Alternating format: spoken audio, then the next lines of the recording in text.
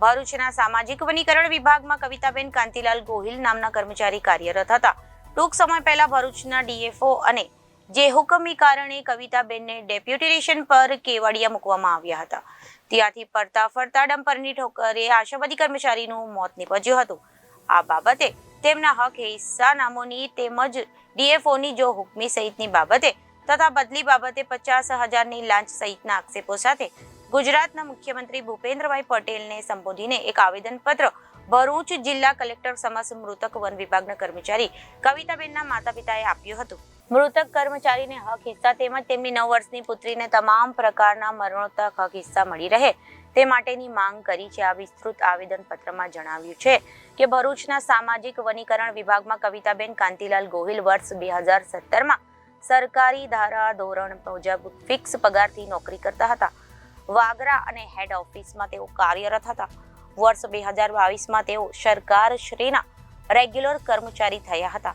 ભરૂચમાં ટૂંક સમયમાં પહેલા ઉર્વશી પ્રજાપતિના નામના વન વિભાગમાં ડીએફઓ તરીકે બદલી થઈને અધિકારી આવ્યા હોય અને આ અધિકારી ઉર્વશી પ્રજાપતિ દ્વારા મૃતક કર્મચારી કવિતાબેનને જીવનમાં અડચણો ઊભી થવા લાગી હોય એમ ઉર્વશીબેન જાતિવાદ, આપખુદશાહી, ઈર્ષાળુ અને મનસ્વી વર્તન કરતા હોવાના આક્ષેપ મૃતક કર્મચારી કવિતાબેનના માતા પિતાએ આવેદનમાં કર્યા છે।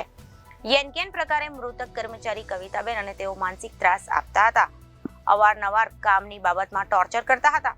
તેમની સર્વિસ બુકમાં પણ અનેક પ્રકારના ગોટાળા કર્યા સહિતના આક્ષેપો પણ કર્યા છે।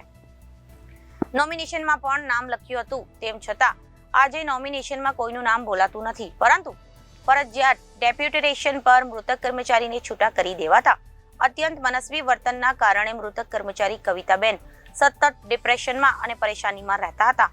મૃતક કર્મચારીના વર્ષો પહેલા તેમના પતિ સાથે છૂટાછેડા થયેલ હોય અને તેમની 9 વર્ષની પુત્રી તેમની સાથે રહેતી હોય, તેઓના માતા પિતાએ ઘરે રહેતા હોય અને આ તમામ બાબતો ઉર્વશીબેન જણાતા હોવા છતાં તેઓને યેનકેન પ્રકારે હેરાન પરેશાન કરતા હોય અને અવારનવાર કામની બાબતમાં ટોર્ચર કરતા હોય તેમજ ડેપ્યુટેશન પર મોકલતા પહેલા કવિતાબેન પાસે ₹50,000ની લાંચની પણ ડીએફઓ ઉર્વશીબેન માંગણી કરી હતી, જે ₹50,000 ન અપાતા અંતે કવિતાબેનને કેવડિયાને ખાતે ડેપ્યુટેશન પર મોકલવામાં આવ્યા હતા।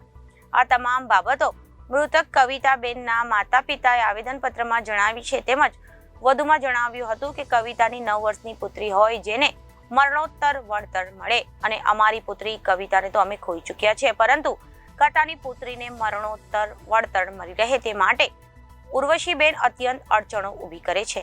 આરટીઆઈ કરવા છતાં પણ કોઈ વિગતો મળતી નથી।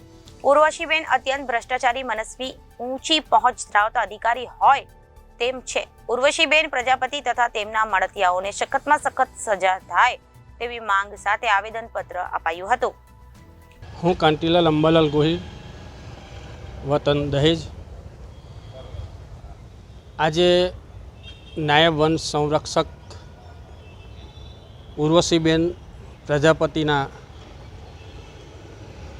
મનસ્વી વર્તન અને આપખુદશાહી સામે તથા જાતિવાદ સામે અમે કલેક્ટર સાહેબ ભરૂચ અને મુખ્યમંત્રી શ્રી ગુજરાત રાજ્યને એક આવેદનપત્ર આપવા આવ્યા છે।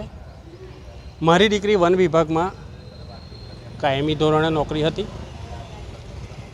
પરંતુ જ્યારથી ઉર્વશીબેન પ્રજાપતિ ભરૂચ ટ્રાન્સફર થયા ત્યારથી મારી દીકરીને એન પ્રકારના ટોર્ચર કરતા હતા। ખૂબ રડી પણ છે મારી દીકરી, ઘણા બધા કારસ્તાનો કર્યા છે, પણ કોઈ કારણસર બદલી કરાવવા માટે મહેનત કરી, પણ પછી કોઈ કે સમજાવ્યા તો બદલી ન કરી। ત્યાર પછી ન જાણે શું થયું કે ગાંધીનગરથી એક ઓર્ડર આવ્યો 6/3/24ના રોજ।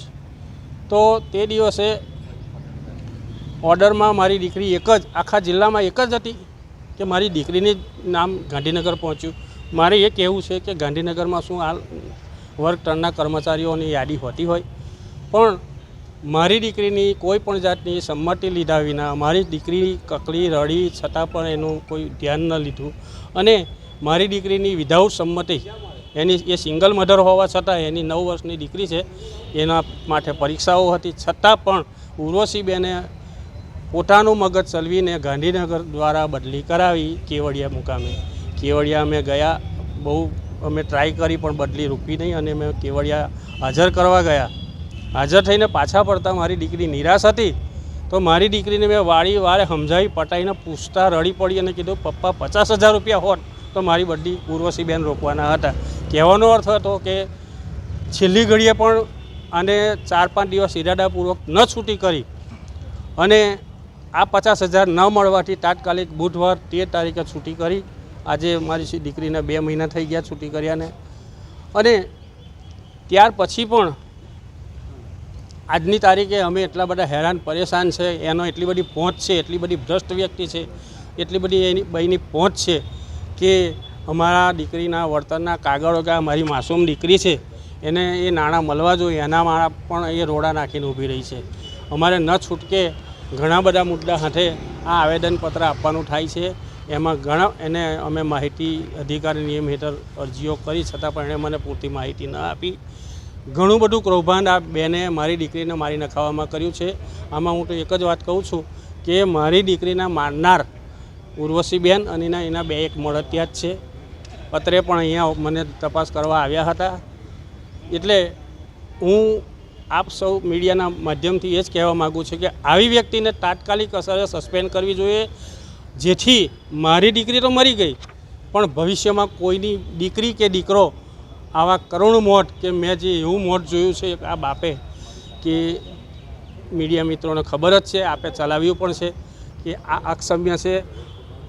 દાદા, તમારી પુત્રીના અવસાન બાદ તમે કેટલા ટાઈમથી વળતર માગવાની માંગણી કરો?